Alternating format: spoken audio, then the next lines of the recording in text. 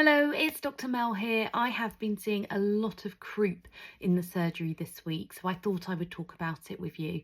And as a GP and a mum, I know how scary croup can be.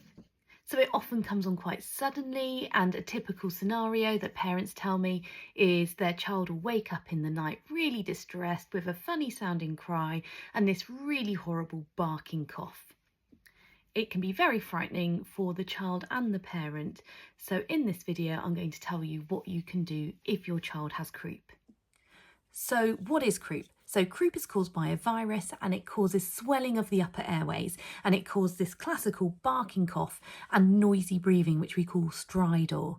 It is really common in the under fives and it tends to be worse at night time. So one of the key things I want you to know about croup is the most important thing is to remain calm. If you panic, your child picks up on those emotions and it makes them more distressed. And the more distressed they are, the worse the symptoms of croup. So if you wake up in the night and your child is distressed and sounding croupy, give them a real lovely cuddle, lots of comfort, help them calm down first while you're assessing the situation. So using my experience as a GP, a mum, and using the NICE guidelines, I've put together a little bit of guidance for you for if your child does have croup and whether or not you should be getting help and how quickly you should be getting that help. So if their symptoms are really mild, so they may have a bit of a barky sounding cough, but they're otherwise playing, they've got good energy levels, they may have a mild fever up to about 38.5 degrees Celsius. But generally okay in themselves, it's fine to monitor and keep them home. However, do keep a close eye on them at night time because, like I said, these symptoms can get worse at night.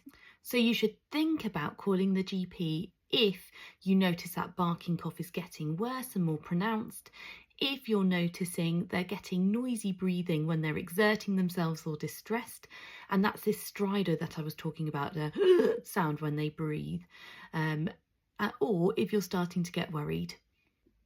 So you should be urgently calling 111 or your GP or going to an urgent care centre if you notice your child has that noisy breathing at rest, or if they're struggling to eat or drink because their croup is bothering them too much, or if you're noticing they're starting to put a bit more effort into their breathing. And then we've got the really severe symptoms. So if you notice severe sucking in of the tummy and the ribs every time they breathe, or if they look like they have blueness around their lips or on their fingers and toes, or if they seem particularly drowsy, you need to be calling 999 or taking your child straight to A&E.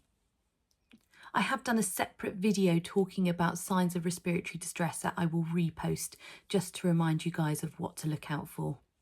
So like I said, croup can be frightening, but it normally resolves on its own. Occasionally your child may need some steroid medication prescribed for them. But as I've said, the most important thing is to stay calm and follow your parenting instincts. If you're worried, reach out for help. So follow us, Dr. Maria and Dr. Mel, for more kids' health tips. See ya.